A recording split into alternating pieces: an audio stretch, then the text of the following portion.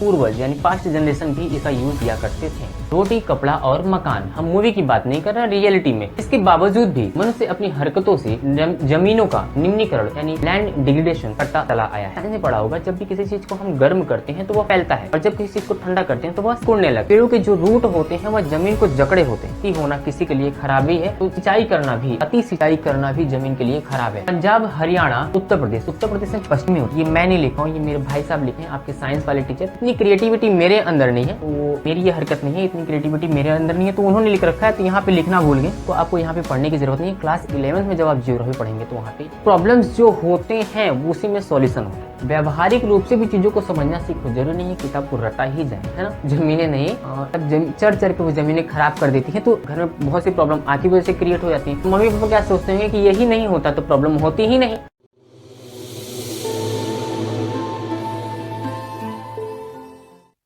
Hello everyone, चलिए अब भू संसाधन यानी लैंड रिसोर्सेज का आखिरी पॉइंट जो है भूमि निम्नीकरण और संरक्षण उपाय यानी land degradation and conservation measures के बारे में पढ़ते हैं।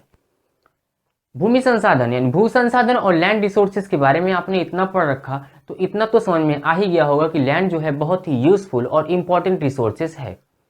यूजफुल कहने से मतलब ये कि लैंड का यूज न सिर्फ हम करते हैं बल्कि हमारे एंसेस्टर, हमारे पूर्वज यानी पास्ट जनरेशन भी इसका यूज किया करते थे। इसलिए लैंड जो है बहुत ही उपयोगी यानी यूजफुल रिसोर्सेज है।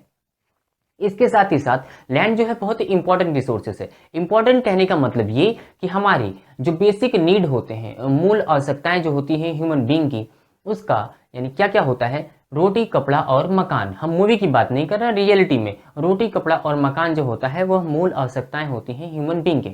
तो उसका 95% 95% हिस्सा जो है वह कहाँ से आता है, लैंड से ही आता है। इसकी वजह से लैंड जो है बहुत ही इंपॉर्टेंट रिसोर्सेज हो जाता है। इसके बावजूद भी मनुष्य अपनी हरकतों से जमीनों का निम्नीकरण यानी लैंड डिग्रेडेशन करता चला आया है। अगर आप देखेंगे आंकड़ों को तो 13 करोड़ हेक्टेयर, हेक्टेयर जो होता है वो यूनिट होता है, इकाई होता है जमीन को मेजर करने का। 13 करोड़ हेक्टेयर जमीन जो है वह निम्नीकृत हो चुका है, जिसमें से 28% जमीन जो है निम्नीकृत जमीनें या डिग्रेडेशन वाली जमीनें जो है वह वनों के अंदर आती हैं, और 58% जमीनें जो हैं जो निम्नीकृत हो चुकी हैं उसमें से 58% जमीन जो है वह आता है जल अपर्दित क्षेत्र यानी एरिया इरोशन बाई वाटर, उस एरिया में आता है। अब इरोशन क्या होता है, जब हम आपको अगला टॉपिक पढ़ाएंगे, अगला टॉपिक यानी मृदा संसाधन यानी सॉइल रिसोर्सेज के बारे में पढ़ाएंगे। सॉइल रिसोर्स में आपको बताएंगे कि फॉर्मेशन जो होते हैं, प्रक्रियाएं जो होती हैं मिट्टी को बनने की, वह कितने प्रकार की होती हैं। तो उसमें से 2 प्रकार ऐसी होती हैं जिसे बोलते हैं अपक्षय और अपर्दन। अपक्षय मतलब वेदरिंग और अपर्दन मतलब होता है इरोशन। अपक्षय यानी वेदरिंग का मतलब होता है जब किसी, आपने साइंस में पढ़ा होगा, जब भी किसी चीज को हम गर्म करते हैं तो वह फैलता है, और जब किसी चीज को ठंडा करते हैं तो वह सिकुड़ने लगता है। इसी प्रोसेस से जमीन जो है, मिट्टी जो है वो बनती है, उसमें से उसी को बोला जाता है। यानी जब रॉक्स जो होते हैं, चट्टाने जो होती हैं वह फैलती हैं, सिकुड़ती हैं, फैलती हैं, सिकुड़ती हैं, तो उसमें से उसके कण जो होते हैं वह टूट के गिरने लगते हैं। उस कणों को, उस पार्टिकल्स के टूट के गिरने से जमीन बनता है, मिट्टियां बनती हैं। तो एक प्रोसेस ये हो गया, और दूसरा प्रोसेस होता है इरोशन, जिसे बोलते हैं अपर्दन। अपर्दन प्रोसेस ऐसा प्रोसेस है जिसमें पानी जो है वह मिट्टी को बहा के लेके चला जाता है, और मिट्टी को बहा के लेके चला जाता है तो वह कहीं भी पहुंचा जाता है, तो उस प्रोसेस को बोलते हैं इरोशन यानी अपर्दन। तो 58% यानी 13 करोड़ हेक्टेयर जमीन का 58% हिस्सा जो है वह किस में आता है, इस वाले यानी जल अपर्दित क्षेत्र, एरिया इरोशन बाई वाटर वाले क्षेत्र में आता है। इसके अतिरिक्त भी बहुत सी ऐसी एक्टिविटी हैं, मानव की ऐसी बहुत सी एक्टिविटी हैं जिसकी वजह से लैंड डिग्रेडेशन यानी भूमि निम्नीकरण हो रहा है। ये हमने लिख रखा है यहाँ पे, चलिए इसको एक एक करके आपको समझाते और पढ़ाते हैं। यहाँ पे पहला लिख रखा है वनोन्मूलन मतलब डिफॉरेस्टेशन। अत्यधिक पेड़ों की कटाई करने से जमीन जो है वो निम्नीकृत हो रहा है, डिग्रेडेशन हो रहा है। क्यों? रूट जो होते हैं जमीन के, पेड़ों के जो रूट होते हैं वह जमीन को जकड़े होते हैं। तो जब पेड़ों की कटाई होती है तो वह रूट जो पकड़ रखा है उसको वह फ्री हो जाता है, और इसकी वजह से उसे पानी या हवा बहा के लेके चली जाती है। ये जो पहला प्रोसेस है, पहला रीजन है जिसकी वजह से भूमि निम्नीकरण यानी लैंड डिग्रेडेशन होता है। अति सिंचाई ओवर इरिगेशन, सिंचाई की बात नहीं करी, अति सिंचाई, अति होना किसी के लिए खराबी है, तो सिंचाई करना भी, अति सिंचाई करना भी जमीन के लिए खराब है। पंजाब, हरियाणा, उत्तर प्रदेश, उत्तर प्रदेश में पश्चिमी उत्तर प्रदेश, यहाँ पे ये मैं नहीं लिखा हूँ, ये मेरे भाई साहब लिखे हैं, आपके साइंस वाले टीचर। इतनी क्रिएटिविटी मेरे अंदर नहीं है, तो मेरी ये हरकत नहीं है, इतनी क्रिएटिविटी मेरे अंदर नहीं है, तो उन्होंने लिख रखा है, तो यहाँ पे लिखना भूल गए। वो साइंस में तेज है, तो यहाँ पे हम लिख देते हैं पश्चिमी। उनको पता नहीं है कौन कौन सी जगह पे ओवर इरिगेशन होता है, अति सिंचाई होता है, तो इसकी वजह से यहाँ पे वो लिखना भूल गए। ठीक, और ये पीपीटी तो है नहीं कि यहाँ पे हम एडिट करते रहें। बहरहाल आइए, पंजाब, हरियाणा, पश्चिमी उत्तर प्रदेश ऐसे क्षेत्र हैं जहाँ पे अति सिंचाई होती है, सिंचाई नहीं अति सिंचाई होती है, जिसकी वजह से वहाँ जमीनें जो हैं वह क्षारीय या फिर लवणीय हो जाती हैं, और उसकी वजह से प्रॉब्लम क्रिएट हो जाता है। ये क्षारीयता और लवणीयता क्या होता है, इसको आपको यहाँ पे पढ़ने की जरूरत नहीं है। क्लास 11th में जब आप ज्योग्राफी पढ़ेंगे तो वहाँ पे अगर आपका स्ट्रीम जो है वो आर्ट वाला होगा तब आप इसको पढ़ सकते हैं। ठीक है, तो ये रहा टॉपिक। अगला पॉइंट, अति सिंचाई यानी ओवर इरिगेशन कैसे यहाँ पे प्रॉब्लम क्रिएट करता है। अति पशुचारण, यहाँ पे भी अति लगा रखा है, ओवर ग्रेजिंग मतलब पशुचारण नहीं, अति पशुचारण, बहुत ज्यादा चर जाती हैं जमीनें को, तो वहां पे प्रॉब्लम क्रिएट हो जाता है। गुजरात, महाराष्ट्र, देखिए फिर यहाँ पे एक और गलती, एमपी, चलिए कोई बात नहीं, साइंस पढ़ाएंगे तो उसमें पूछ लिए कितनी गलतियां करते हैं सर आप। ठीक है, तो देखिए गुजरात, महाराष्ट्र और एमपी ऐसी जगह हैं जहां पे अति पशुचारण यानी ओवर ग्रेजिंग की वजह से प्रॉब्लम क्रिएट हो रहा है, लैंड डिग्रेडेशन यानी भूमि निम्नीकरण होते चले जा रहे हैं। इसके साथ ही साथ खनन यानी माइनिंग, झारखंड, छत्तीसगढ़, उड़ीसा, मध्य प्रदेश ऐसी जगह हैं जहां पे माइनिंग होती है। क्यों? क्योंकि यहाँ पे कोल और मिनरल्स बहुत बहुत पाए जाते हैं, आपने पहले टॉपिक में पढ़ रखा होगा। तो वहाँ पे मैंने बताया था कि झारखंड, छत्तीसगढ़, मध्य प्रदेश जैसी जगह है, यहीं पे पन्ना रिवर पठार है पाया था जहाँ पे हीरे की खान होती है ना। तो हमने इसको बताया था। तो यहाँ पे माइनिंग कैसे प्रॉब्लम क्रिएट करती है लैंड डिग्रेडेशन में। जैसे देखिए जमीनें खोदने के जमीन को गड्ढा कर दिया जाता है, फिर उसके बाद वहाँ से जो मिनरल्स होते हैं उसको बाहर निकाला जाता है। इस प्रोसेस के बाद वहाँ की जमीनों को वैसे ही एल्टी छोड़ दिया जाता है, जिसकी वजह से वहाँ पे गड्ढे बन जाते हैं और वहाँ की जमीनें जो है वह धंस जाती हैं। तो माइनिंग जो है बहुत प्रॉब्लम क्रिएट कर देता है। अगला पॉइंट है खनिज प्रक्रियाएं, मिनरल प्रोसेस। मिनरल प्रोसेस जो होती हैं वह भी ऐसे प्रोसेस हैं, ऐसे एक्टिविटीज हैं ह्यूमन की, जिसकी वजह से लैंड डिग्रेडेशन यानी भूमि निम्नीकरण हो रहा है। कैसे?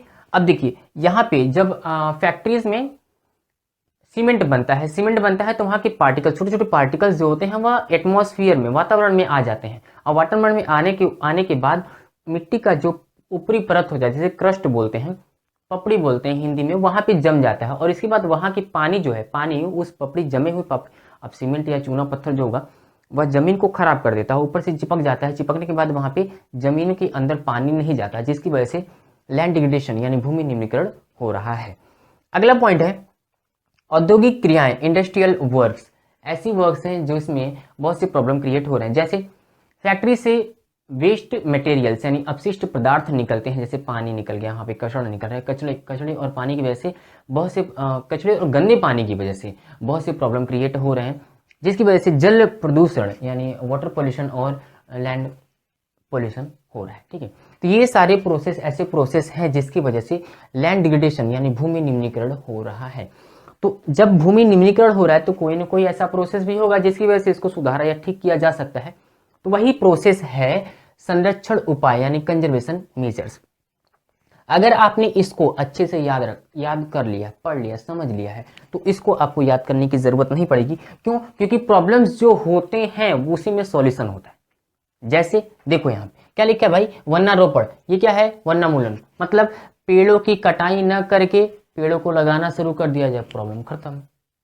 बस यहीं पे है वन्यमूलन, मतलब यहाँ पे पेड़ों की कटाई होती थी तो प्रॉब्लम क्या होता था? भूमि निम्नीकरण यानी लैंड डिग्रेडेशन होता था। पेड़ों की कटाई न करके हम पेड़ों को लगाना शुरू कर देंगे तो भूमि डिग्रेडेशन होना बंद हो जाएगा। आराम से समझते चले जाओ। देखो भाई, व्यवहारिक रूप से भी चीजों को समझना सीखो, जरूरी नहीं है किताब को रटा ही जाए, है ना। समझ सकते हैं ऐसे। देखिए अगला, चारागाहों के लिए उचित प्रबंध। क्या पढ़ रखा है यहाँ पे? अति पशुचारण, बहुत ज्यादा पशुचारण मतलब चढ़ जाती जमीनें नहीं मतलब चढ़ के वो जमीनें खराब कर देती हैं। तो अति पशुचारण को भी रोकना यानी चारागाहों के लिए उचित प्रबंध कर देना भी proper management of grazing, grazing के लिए प्रॉपर मैनेजमेंट कर देंगे तो प्रॉब्लम खत्म। जो सारी प्रॉब्लम्स हैं, जैसे आप घर में बहुत सी प्रॉब्लम आपकी वजह से क्रिएट हो जाती हैं, तो मम्मी पापा क्या सोचते होंगे कि यही नहीं होता तो प्रॉब्लम होती ही नहीं, है ना। मतलब प्रॉब्लम जो जहां से प्रॉब्लम क्रिएट हुआ वही नहीं होता तो प्रॉब्लम ही नहीं होता। तो ये प्रॉब्लम है, ये प्रॉब्लम ना हो प्रॉब्लम होगा ही नहीं, या फिर इनसे बेहतर कुछ किया जा सकता है तो प्रॉब्लम होगा ही नहीं, है ना। इसके बाद देखिए रक्षक मेखला यानी शेल्टर बेल्ट। शेल्टर बेल्ट क्या होता है उसको हम समझाते हैं। देखिए आपने देखा होगा ये कोई जमीन है, ठीक, ये जमीन है, यहाँ पे कोई क्रॉप प्रोडक्शन यानी खेती की गई है किसी छोटे छोटे चीजों की। मान लीजिए यहाँ पे धान की खेती की गई, धान की खेती की गई, तो उसके सामने कहीं कहीं देखते होंगे कि यहाँ पे बड़ी बड़ी ट्रीज लगाएं, ट्रीज या प्लांट, बड़े प्लांट लगा दिए जाते हैं ताकि यहाँ पे हवाएं जो है, यहाँ इसके बाद भी इस तरह का खेती, है ना, यहाँ पे भी ऐसे लगा दिया था बड़े ट्रीज, और बीच में जो है छोटे छोटे प्लांट्स लगा दिए जाते हैं ताकि जो वो जमीन जो है वो बचे। अब यहाँ से क्या होता है, हवाएं जब चलती हैं, हवाएं जब तेज से चलती हैं तो ये जमीनों को खराब नहीं करता है।